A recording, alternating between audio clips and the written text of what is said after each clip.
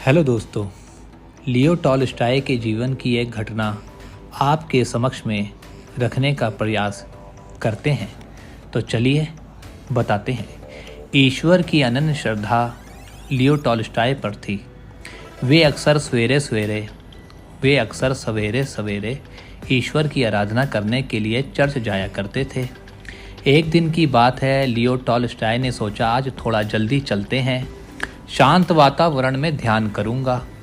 वहां पहुंचकर वे आश्चर्यचकित हो रह गए, क्योंकि एक आदमी जो उनसे भी पहले आया हुआ था, आंखें बंद करके ईश्वर के आगे प्रार्थना कर रहा था कि हे भगवान, मुझ पापी को क्षमा करिए। मैंने अपने जीवन काल में इतने पाप किए हैं कि उन्हें बोलने में भी शर्म आ रही है, लेकिन आप तो सब जानते हैं। तब टॉलस्टॉय ने सारी बात सुनी उस आदमी की, तो सोचने लगे कि यह आदमी कितना महान है। सच्चे मन से उसे परमात्मा के आगे अपने सारे गुनाह कबूल कर रहा है, उसके लिए पश्चाताप कर रहा है। आज के समय अगर किसी आदमी को कुछ कह दिया जाए तो वो क्रोध में दौड़ा चला रहता है, और यह एक आदमी जो अपने आप को ही पापी मान रहा है। लियो टॉलस्टॉय उस आदमी को देखने के लिए उसके करीब गए तो वह उसकी जान पहचान के निकले। वह उसी क्षेत्र के एक धनी पैसे वाले आदमी थे। जैसे ही उसने अपनी प्रार्थना समाप्त करी तो उसने अपनी आंखें खोली तो देखा उनके सामने टॉलस्टॉय खड़े थे। वह आदमी घबराकर कहने लगा, महाशय, कहीं आपने मेरी सारी बातें तो नहीं सुन रही? लियो टॉलस्टॉय ने उत्तर दिया, जी हाँ, मैंने सब सुन लिया है। आपकी इतनी लगन परमात्मा के आगे, इतनी निष्ठा सुन के बहुत अच्छा लगा। आज तक मैंने किसी आदमी को ईश्वर के आगे ऐसे अपने अपराध कबूल करते हुए नहीं देखा, ना सुना था।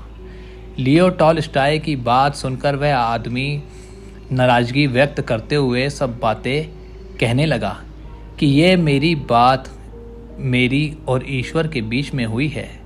यह बात किसी अन्य व्यक्ति को सुनने की कोई आवश्यकता नहीं थी। मैं इसकी इच्छा नहीं करता। जब तुमने यह सब बातें अब सुन ही ली हैं तो किसी को बताने की जरूरत नहीं है, वरना तुम्हारे लिए यह सब अच्छा नहीं होगा।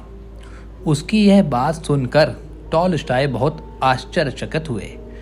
टॉलस्टॉय बोलने लगे, अभी अभी तो आप ईश्वर से कह रहे थे कि आपने इतने अपराध किए हैं। उनकी बात खत्म होने से ही पहले उस आदमी ने बोला, हाँ, यह बात मैंने केवल ईश्वर को बताने के लिए ही बोली थी, दुनिया वालों के लिए नहीं। इतनी बात बोलकर वह आदमी वहां से चला गया। टॉलस्टॉय उस आदमी की यह सब बातें सुनकर एकदम शांत रह गए। वह सोचने लगे कि यह दुनिया भी कितनी विचित्र है, जहां आदमी दूसरे इंसान से तो डरता है लेकिन ईश्वर से नहीं। लोग ईश्वर को भी खिलौना समझते हैं कि जो थोड़ा सा चापलूसी से खुश हो जाएंगे, पर ऐसी बात नहीं है। ईश्वर उनके अपराधों को क्षमा कर देंगे क्या? जैसे आदमी यह नहीं सोचता कि जो दुनिया के आगे अपना सच कबूल नहीं करेगा वह सच को कैसे मानेगा। किसी ने सच ही कहा है, सच की बात तो दुनिया ही करती रहती है, सच की बात तो सभी लोग करते रहते हैं, पर सच पर चलने वाले बहुत ही कम होते हैं। धन्यवाद।